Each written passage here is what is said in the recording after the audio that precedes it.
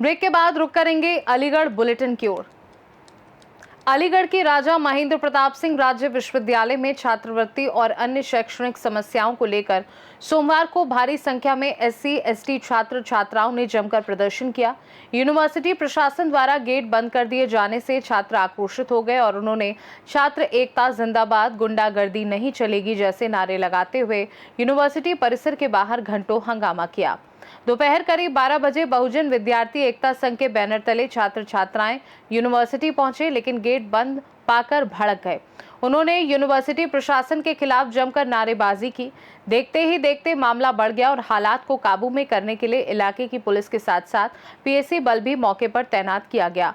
प्रदर्शन के दौरान छात्रों ने यूनिवर्सिटी परिसर के चारों ओर घूमकर अंदर जाने की कोशिश की। कुछ छात्रों ने खिड़की से भीतर घुसने का प्रयास किया, जिसमें 1-2 छात्र कामयाब भी रहे।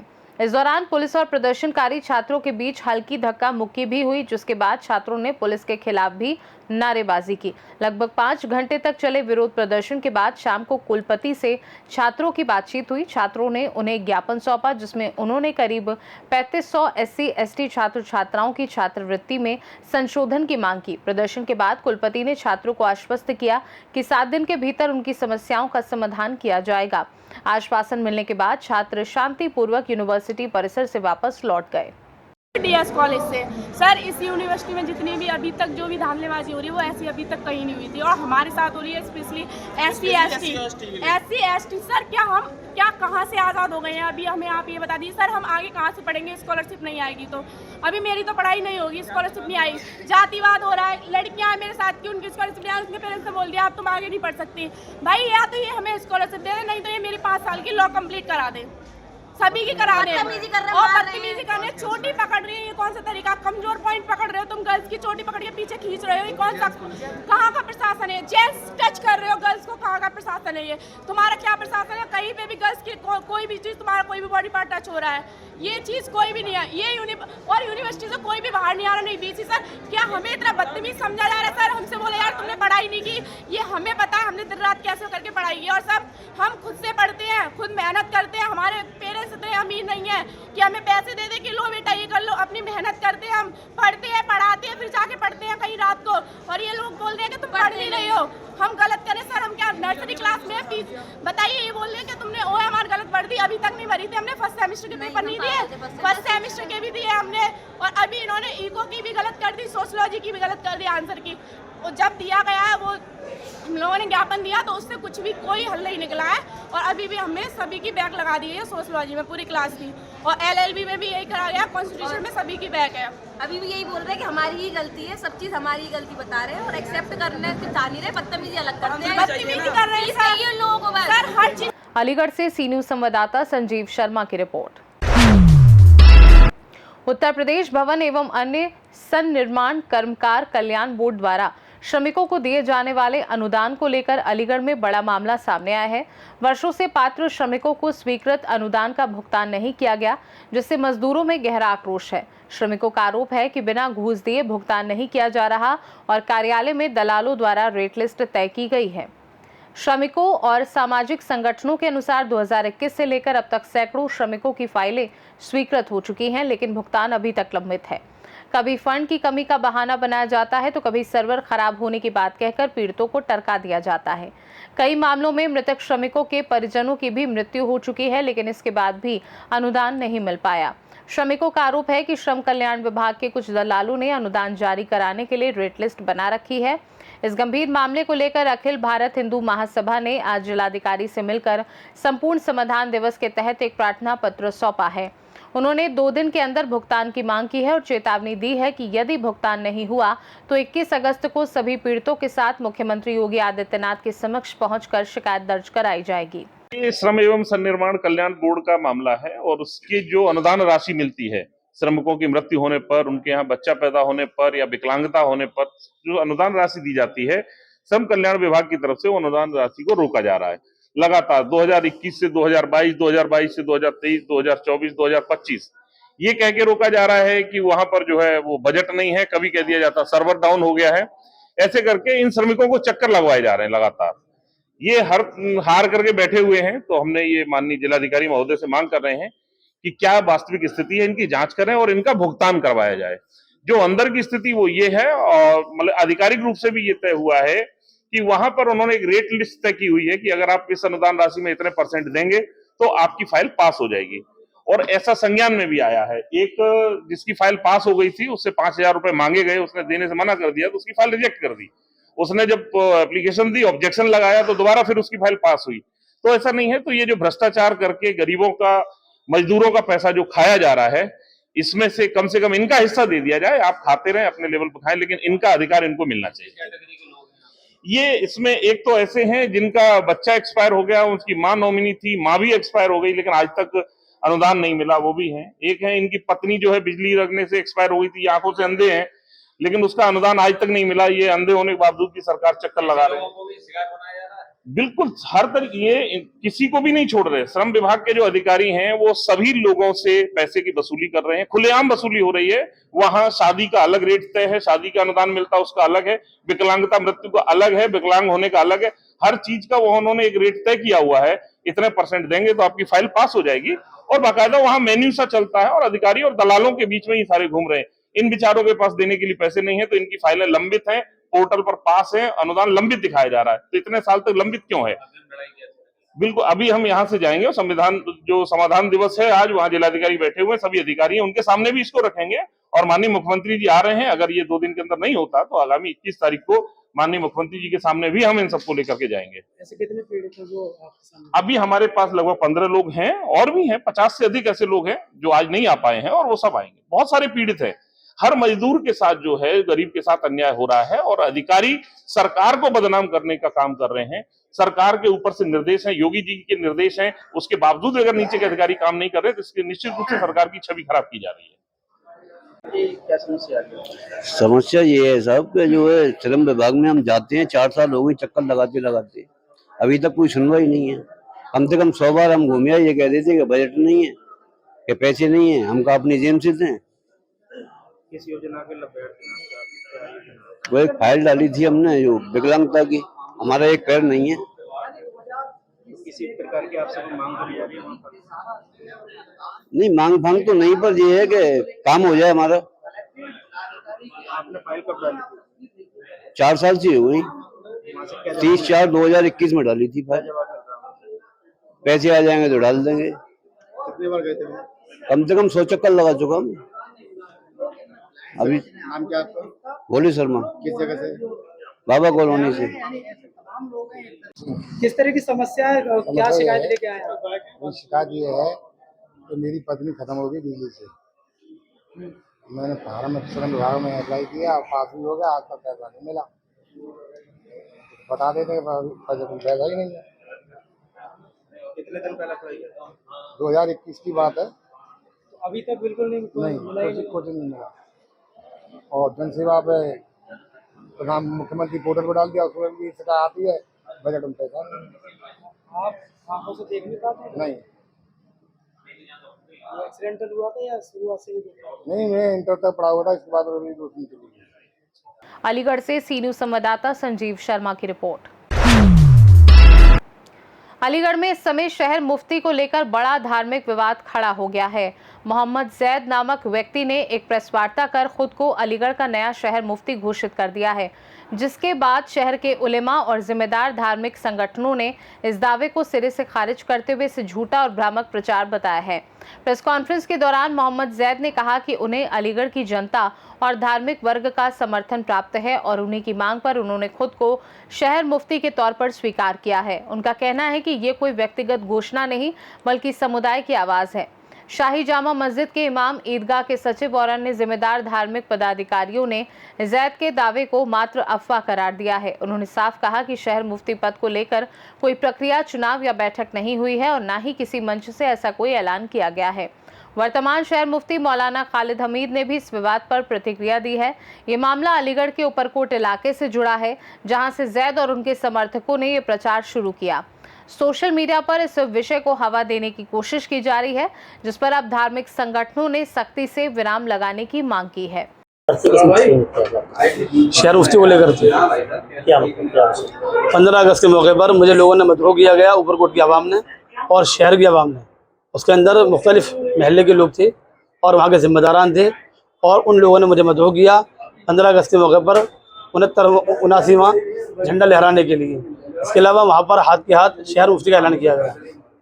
किन लोगों के द्वारा ऐलान किया गया? वहाँ की आवाम के ज़रिए, पूरी कौम के ज़रिए ऐलान किया गया, क्योंकि हमारे जो शहर मुफ्ती साहब हैं वो ज़ईफ़ हो चुके हैं और वो जो बोलते हैं तो वो लोगों की समझ बात नहीं आती।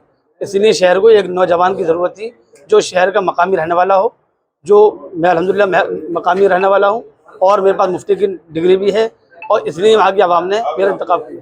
लेकिन वहीं आपके द्वारा एक वीडियो वायरल हुई, आपने उसमें कहा था मैं कोई ऐलान करने के द्वारा नहीं किया गया कि मैं शहर मुफ्ती हूँ। नहीं, वहाँ पे ऐलान किया गया है, हमारे पास वीडियोस मौजूद हैं जिसको भी हम आपको दिखाएंगे। आपके द्वारा भी एक वीडियो वायरल हो रही है ना, उसमें शहर मुफ्ती साहब की वीडियो आई है कि ऐसा कुछ नहीं हुआ, कि मतलब झंडा फहराने गए थे आप। शहर मुफ्ती साहब के जरिए कोई भी वीडियो वायरल नहीं हुई। वहाँ शहर मुफ्ती साहब मौजूद है सिर्फ, बाकी वो क्या बोल रहे हैं किसी को समझ में कुछ नहीं आ रहा, वो बिल्कुल खामोश हैं, लोग उनका इस्तेमाल कर रहे हैं और कुछ नहीं कर रहे। आपको किसके द्वारा चुना गया? शहर मुफ्ती चुनने के लिए प्रणाली होती है, नीति होती है, किस तरह की चुनाव? शहर मुफ्ती का चीज तो है नहीं। शहर मुफ्ती का इंतखाब शहर की आवाम करती है, शहर के जिम्मेदारान करते हैं जिन्होंने मेरी शक्ल में किया है। तो क्या मानते हैं आपको शहर मुफ्ती चुना गया? जी बिल्कुल, मैं शहर मुफ्ती हूँ अल्हम्दुलिल्लाह और मुझे शहर ने कबूल किया है और मैं अल्हम्दुलिल्लाह शहर मुफ्ती हूँ। और जो इससे पहले जो शहर मुफ्ती हैं हमारे साहब, वो हमारे जिम्मेदार हैं, हमारे सरपरस्त हैं, उनकी सरपरस्ती में इंशाअल्लाह काम होगा।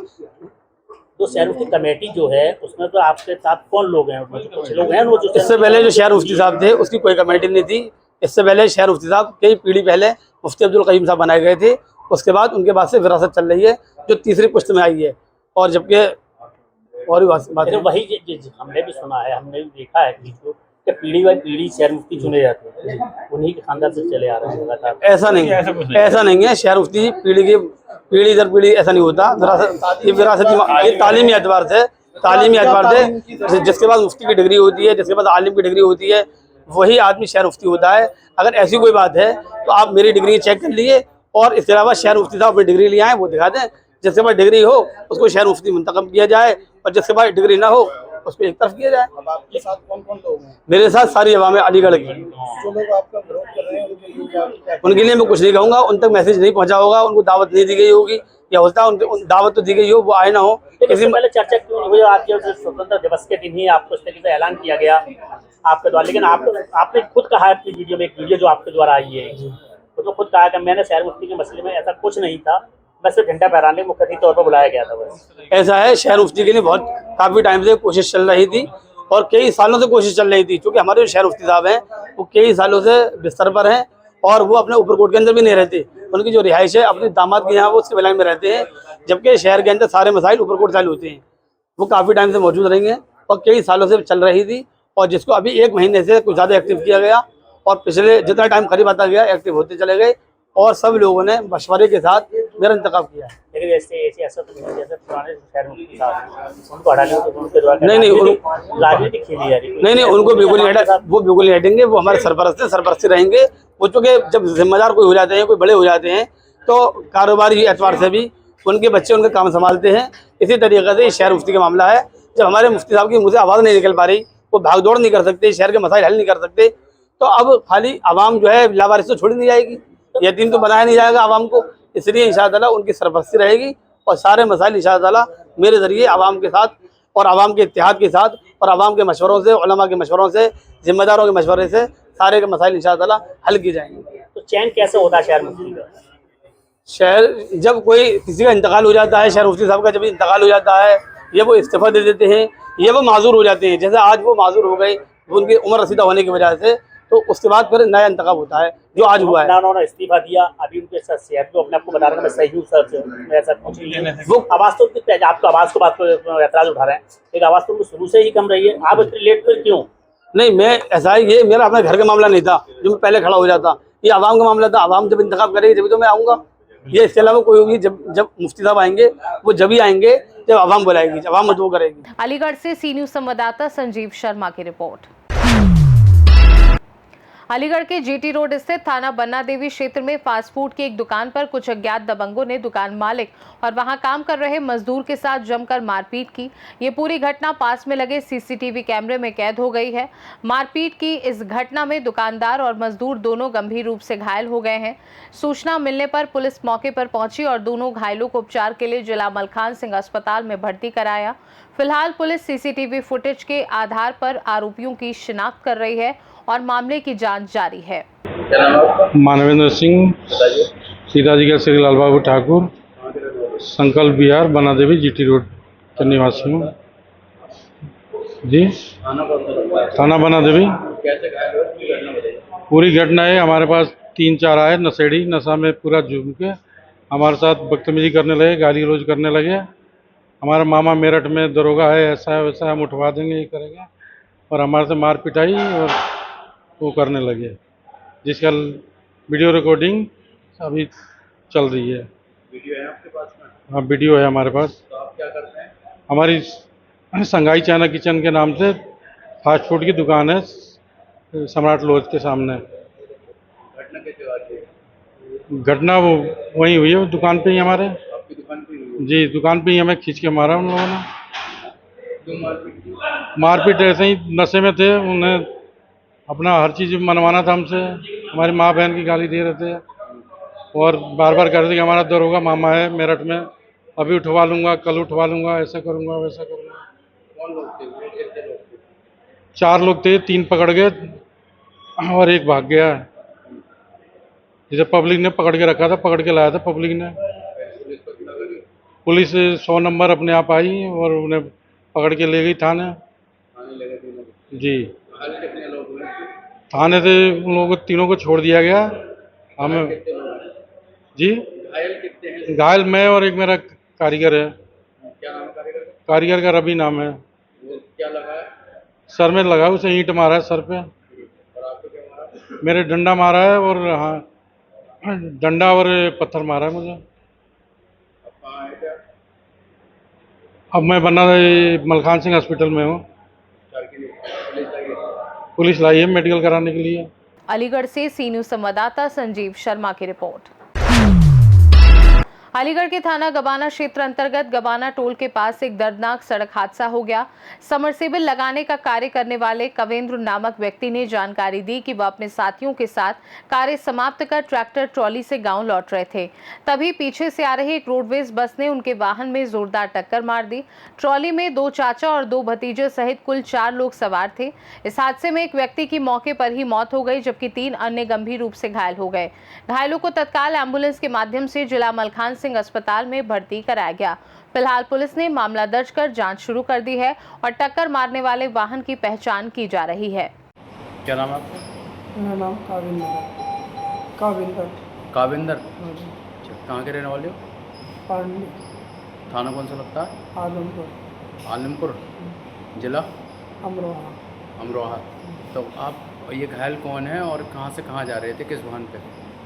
समरसेबल करने वाली मशीन थी परहनपुर से, और अपने गांव जा रहे थे पांडली, जो गवर्नमेंट टोल टैक्स पे हाईवे है।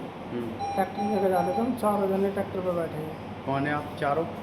एक मेरा भाई था और 2 मेरे चाचा थे। तो मेरे चाचा ख़त्म हो गए और रोडवेज वाला पहिया उतार गया और भाई के टांगे में चोट है। चाचा का नाम क्या है जिनकी मौत हुई है? उनका नाम विजेंद्र था। विजेंद्र। उम्र कितनी होगी उनकी? उनकी सब 55 वर्ष। बच्चे कितने हैं उन पे? 2 बच्चे थे। 2 बच्चे हैं। अच्छा, तो ये कहाँ के रहने वाले हैं जिनकी मौत हुई है? ये पांडली के।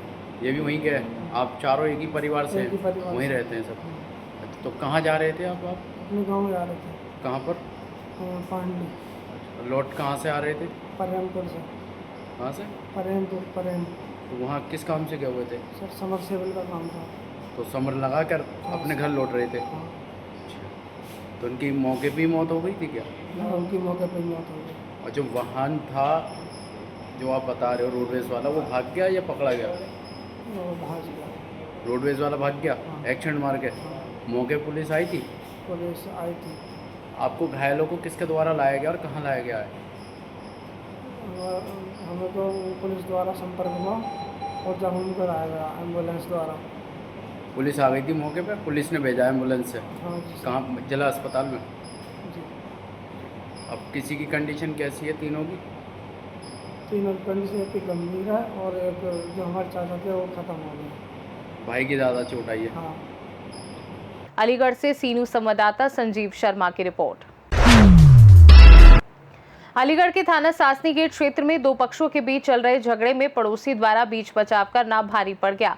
झगड़ा शांत कराने की कोशिश में पड़ोसी घायल हो गया, जिसे इलाज के लिए स्थानीय पुलिस ने जिला मलखान सिंह अस्पताल भेजा। घायल पड़ोसी जब अस्पताल की इमरजेंसी में पहुंचा तो वहां पहले से ही झगड़े में घायल अन्य पक्षों के लोग और उनके परिजन मौजूद थे। इसी दौरान विवाद फिर बढ़ गया और अस्पताल की इमरजेंसी में ही घायल पड़ोसी के साथ मारपीट कर दी गई। इस दौरान अस्पताल परिसर में जमकर लात घूंसे चले। मारपीट की पूरी घटना सीसीटीवी और मोबाइल कैमरे में कैद हो गई, जिसका वीडियो अब सोशल मीडिया पर वायरल हो रहा है। पूरा मामला अलीगढ़ के थाना सासनी गेट क्षेत्र के अंतर्गत का है और पुलिस द्वारा मामले की जांच की जा रही है। अस्पताल परिसर में हुई मारपीट ने सुरक्षा व्यवस्था पर भी सवाल खड़े कर दिए हैं। क्या नाम है मीना मीना जी। सलीम कहाँ की रहने वाली? बाईपास कासिम नगर हरी मस्जिद कहाँ कौन सा लगता है? सासनी गेट। ये घायल कौन है आपने? क्या हुआ? पूरी घटना हुई? ये पति है ये सलीम। ये माँ महल्ले में लड़ाई हुई थी। ये महल्ले लड़के फरीद के लड़के बच्चों के पीछे लड़ाई हो रही है। हमें तो पता नहीं, हम ऊपर से सुनने थे। तो वो लड़का जो फरीद का गालियाँ बक रहा था उसे मन्नी को, वो जो बोली थी कि गालियों को बक रहा, मेरा लड़का आ जाएगा मैं मारूंगी पकड़ के उसको। मारते मारते उनने कही अभी रुक जा, फ़ोन पे बुला लिया उनने, सबको इकट्ठा कर लिया। उस लड़के ने फरीद के ने कहने लगा अभी रुक जा, कहीं बुला रहा हूँ। उनमें लड़ाइयाँ हुई खूब, हाथापाई पथराव हुए। हम ऊपर से गए, अजय अपनी पोती को लेकर आ रहे थे बाहर से हमारे पति। तो ये पोती को करके अंदर, मैंने फिर अंदर से किवाड़ ला रही में, जब कोई नहीं बचा रहा, पथराव में कौन जाएगा बचाने के लिए? तो नहीं है क्या नाम है, ये चले गए कि ऐसे तो मर जाएगा इंसान, बचा लेऊंगा। गए तो वो फरीद का लड़के जो बोला हाँ तो ये देखो, तो इस लड़के ने घूसा मारा। फरीद के लड़के ने कुर्ता पहना है वो, इसने घूसा मारा इनके, जो मई बैठ गए लंबे लंबे हो गए मई पे ही। मैं गई है भागी भागी, मेरे आदमी को मार दिया, मेरे आदमी को मार दिया। इनने क्या कही है, मार के पथराव मेरे दरवाजे पे इतना पड़ा, बहुत ही याद आई। बच्चे हैं नहीं थे मेरे, काम पे थे मेरे बच्चे। फिर वहाँ से तो अपने पति को ऊपर लाई है, वो भाग गए उन्हें मन्नी वन्नी के सबके, जिससे लड़ाई हो वही भाग गए, मैं रह गई। ये हुआ था सर। मेरी आँख में मारा था, आँख फूट गई उसकी। पति की क्या हुआ, खून आ रहा मुँह में से, नाक में से।